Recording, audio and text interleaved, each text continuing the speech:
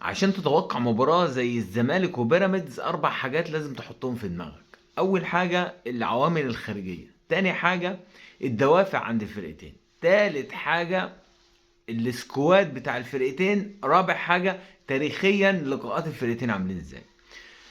انت ممكن تقول مثلا السكواد ده اول حاجة، فانا بقول لك لا، السكواد ده مش اول حاجة. الدليل يعني القاطع على الكلام ده ان مباراة الزمالك الاهلي وبيراميدز كسكواد، البيراميدز ياكل الاهلي 3-4، لكن الماتش خلص 2-2. ملناش دعوه بقى بظروف الماتش كانت ماشيه ازاي والحاجات دي كلها، لكن الماتش يعني إيه، الاهلي بدوافعه الخارجيه اللي هي مثلا الجمهور قدر ان هو يسجل هدفين في 10 دقائق.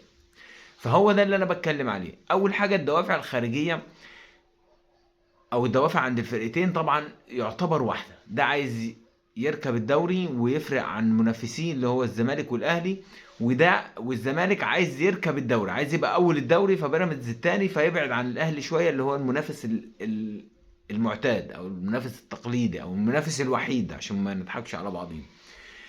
تاني حاجة عايز اتكلم فيها في عوامل خارجية يا جماعة، يعني موجودة عند الزمالك مش موجودة عند بيراميدز، وهي الجمهور. وهي اهم حاجة، الجمهور ده المؤشر بتاع اللعيب، هو اللي بيعلي رتم المباراة، وهو اللي بيهدي رتم المباراة، وهو اللي بيضغط على الحكم، وهو اللي بيضغط على اللعيبة. كل الكلام ده في الجمهور. فالموضوع ده موجود عند الزمالك مش موجود عند بيراميدز. السكواد، بالنسبة للسكواد طبعا سكواد بيراميدز يعدي سكواد اي فرقة في الدوري المصري، ولكن هي الروح هي اللي هتفرق هنا يعني.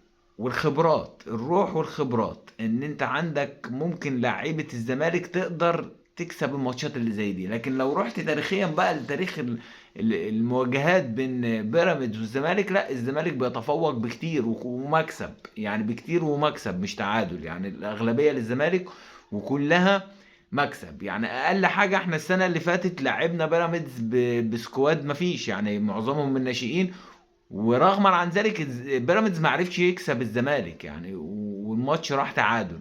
واحنا خدمنا الاهلي ايامها في الدوري ده اللي هو بعدنا بيراميدز عن الاهلي. مش دي قصتنا، ولكن الاربع حاجات هم دول اللي تبني عليهم توقعاتك. انا توقعاتي بقى للنتيجه، بالنسبه لتوقعاتي لمباراه الزمالك وبيراميدز، انه اعتقد ان هيبقى فيه من 3 ل 5 تجوان في الماتش ده.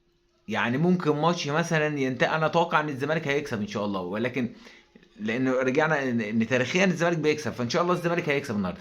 لكن انت بقى الماتش ده يعني ممكن هيبقى بيراميدز هيسجل والزمالك هيسجل، فما اعتقدش ان الماتش ده هيخلص 1-0 و1-1 و2. الماتش ده هيبقى 3-2 ممكن 2-1، بس الزمالك هيكسب ان شاء الله. وانا توقعاتي المباراة ده هتخلص 3-2 للزمالك، وهي دي الخلاصة صاحبي، وسلام.